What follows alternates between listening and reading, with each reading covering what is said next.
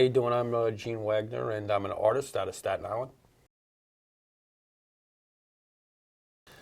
Uh, because I can't dance. No, actually, I've been doing it ever since I was a little kid, man. I guess when I was like 4 or 5 years old, my mom took me to the Bronx Zoo, and I saw all the trains, man. And I just, the way that they were spray painted and everything was all, that was my first real interaction with art, and I was hooked, man.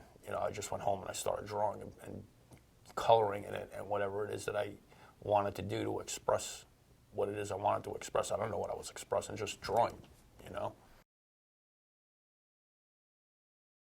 I didn't go to school. What wound up happening is I went to high school and I left. I ran away from home when I was like 15 years old, and in order to make money, what I did was I painted people's jackets back in the 80s. That was like a big thing, It was like paint Iron Maiden on the back of someone's jacket, and I would get $40 or $50, and that would get me through, the week and get food and stuff like that. I would sleep, basically spend time on different friends' couches and stuff like that, and I just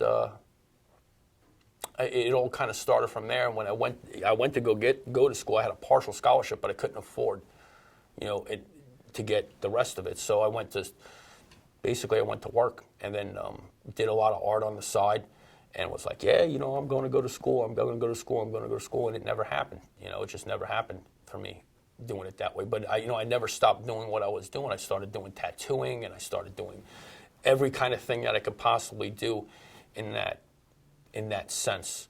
But as an artist, I guess growing up, especially a suburban artist, or whatever you want to call me, there's a value there at going to school, because you get all these connections you get to be around other artists, and you constantly feeding each other this thing. And when I was the only artist in my family, and there was maybe two other really good artists in my high school that we kind of hung out together, and so it's hard because you're not around it all the time. It's not, you don't have constantly bombarded, and you have to come up with a new idea, because my idea is always, I'm an artist, I'm competitive.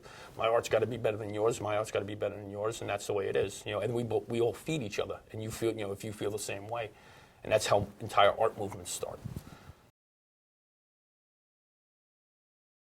Oh, we shape the culture. We do. We shape the culture. It's not, people think that it's money or it's, as far as music, art, you can't go anywhere on this planet and it's like New York City. And the only reason why New York City is the way New York City is because of the art. That's it. It's an epicenter. New York City is an epicenter. London's an epicenter. LA is an epicenter. Those things really art really signifies the culture in those areas. I think if you took all the artists out of New York City and put them in Des Moines, Iowa would suddenly become this cultural thing where everything is happening here. So it's definitely the artist. You want a good one or a bad one? I mean, because they're both, the same experience. Really, the experience, I think that's what the artist lives for. I don't care what I mean, the money is, of course, money is important. Money is important to anyone. You got to survive. You got to keep doing what you're doing. But I think every artist lives for that reaction. Every artist. I don't care about anything else except the reaction that I can get from you by looking at my art. You're either going to love it or you're going to hate it. You might be nice and just say, oh, I like it. But the reaction that you get when somebody's jaw drops when you paint them, that's the important thing. You paint them, and you paint them in a way that you see them. And then they look at it and they're just like, I can't, okay, well, I don't know what to say. They're speechless. I think speechless is probably the best reaction that I ever got, where the mouth is just kind of open and like, oh my God, why'd you, you did it this way and it looks amazing. And I think that's the reaction every artist is looking for, But then on the other hand, if you want to paint something that's dark and dismal, and people come up to it, I want people to not like that. I want them to come up and say, like, man, that's so dark and foreboding. I don't like it. Yeah, there's a reason why you don't like it. It's because I'm making you feel something that you don't want to feel. You come here, you want to be happy, but I'm making you feel this with this art. And that's another reaction. It depends on intent, what your intent is as an artist. What am I intending for you to feel when you look at this?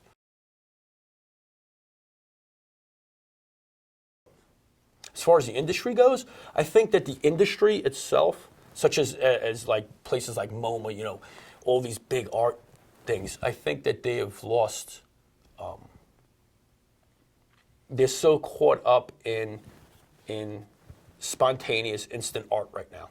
You know, it's like take a rock, put it on a pedestal, call it art, pay $100,000 for it. Oh my God, you're a genius. I think that's not the art that they don't allow in MoMA, in the galleries and stuff like that, is available out on the street. You walk down any street in New York City, and you see this outdoor gallery of this beautiful art that has never. There's always been this window pane between us and the real art world. You know, these street artists and the people that went to, you know, oh, I went to, you know, this university is so and so. I know this artist. I know Dean. You know, all these different people who have already made it, and they kind of open the door for these other people. And then where, you know, a lot of street artists are just sitting on the outside and they're kind of looking in and they're like, you've lost the core of what art is all about.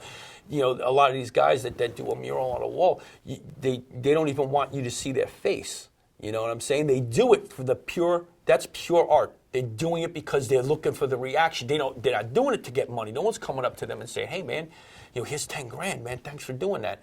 Nobody's doing that. They're doing it for the gut reaction when someone walks by and they say, oh my, and they stop and they look up and they're like, wow, dude, that's amazing.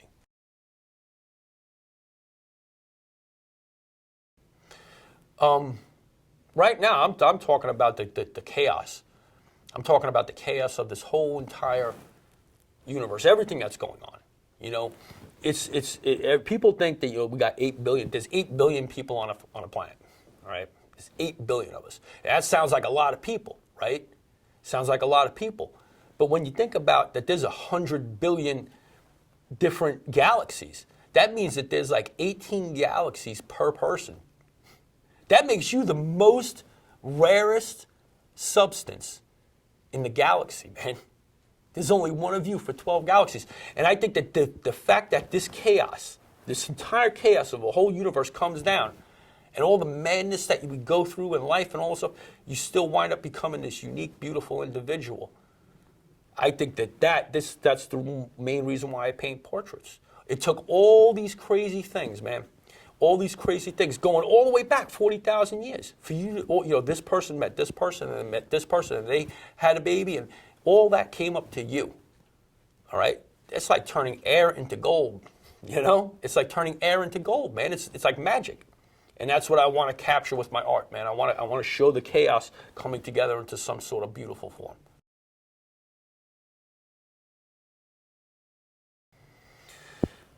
I'm just going to keep working, man. I'm going to keep working, and I'm going to keep. I want to say something really corny from the '80s, like keep trucking, man. You know, but the truth is I just want to. I want to keep working. That's it. My goal was to really just keep working every day. And hope the ideas and everything just keeps coming. Now, this doesn't mean, I don't know, in 6 months, 3 months, I might totally change my idea about what art is or what this is. You know, I've never been in the mainstream art scene. I've always been the guy behind the shadows and doing all this, you know, and it'll be my first time really kind of stepping up to the plate and saying, hey, look, this is the experience and this is what I bring to the table, you know. I want to go back, but I want to go forward at the same time. You know, I want to bring the old school, and when I say old school, I'm not talking like, I'm talking 1500.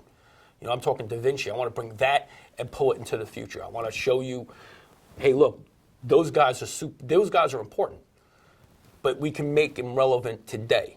You know, their techniques, all the stuff that they did lasted 500 years, man. All right, I want my stuff to last 500 years. You know, I want to be significant in 400 years from now. I want someone to look at my art and say, wow, dude, that dude's doing that 400 years ago. That's amazing, and it's still here. It's still around, you know?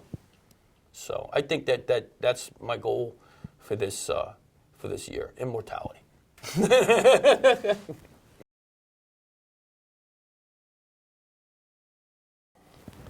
Oh, God. I guess I would like to recreate the Sistine Chapel. Why not?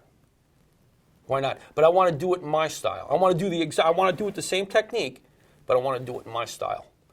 I want to do it in a way that it captures this generation. I want to do that for this generation. You know, I mean, Michelangelo had his time. You walk into Sistine Chapel, and your jaw drops. I want someone to walk into something that was like a Sistine Chapel that I did, and I want their jaw to drop. And that's what I want.